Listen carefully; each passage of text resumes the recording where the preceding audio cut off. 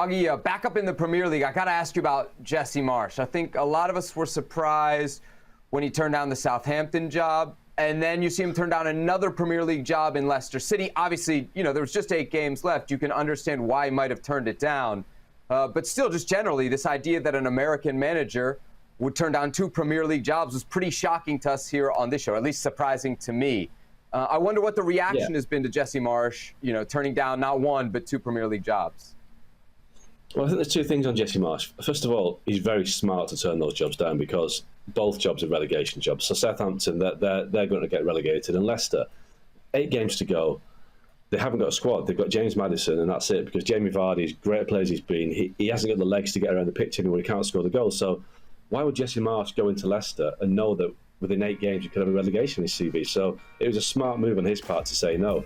The flip side is that I don't think he did a great job at Leeds. I think he took over a club that was heading for relegation, and they were pretty much relegated apart from one final day win at Brentford, which, how much was down to Jesse Marsch. So, and then this season, they're in relegation trouble again. So he didn't have a great time at Leeds, and prior to that at Leipzig, he was sacked after 6 months. So what the appeal of Jesse Marsch is, I don't know, to Leicester and Southampton, because I don't think he's done enough in the Premier League to earn that second job. But on his part, he's smart not to take it, because if he takes one of these jobs, that will be his last job in the Premier League, because you're going to get relegated.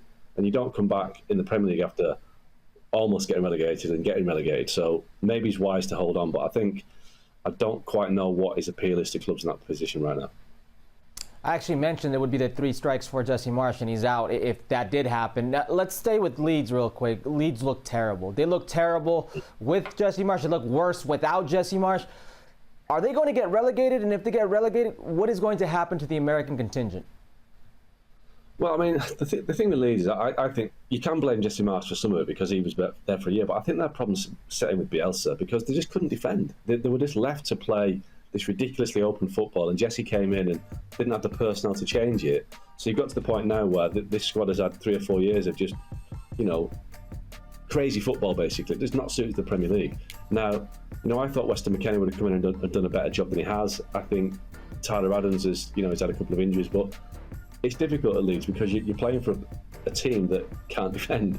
So if you're in that team trying to defend, it's impossible. So they've got hammered by Liverpool the week, and I think Leeds are one of those teams. Leeds, Everton, Forest. It's one of those teams that get relegated, and it's a case of which one can pick up the wins they need. But I worry for Leeds because if they do get relegated, then I don't think any of the Americans stay. Why would they? I think Tyler Adams will get a move. I think he's had a good time there. McKennie will go back to Juventus, I'd imagine, or certainly a club in Europe. And I think Aronson, he's not done great for Leeds this year, but I don't think he'll drop into the Championship. So, and then you've got the owners as well, the 49ers group, which obviously own the San Francisco 49ers. It's going to be tough for them to be in the Championship where the money drops off a cliff. So there are big times ahead for Leeds, and I think I'd be really, really worried if I was part of that club. You mentioned Adams and his injuries and those goals getting shipped. I think there's probably a link there between those two.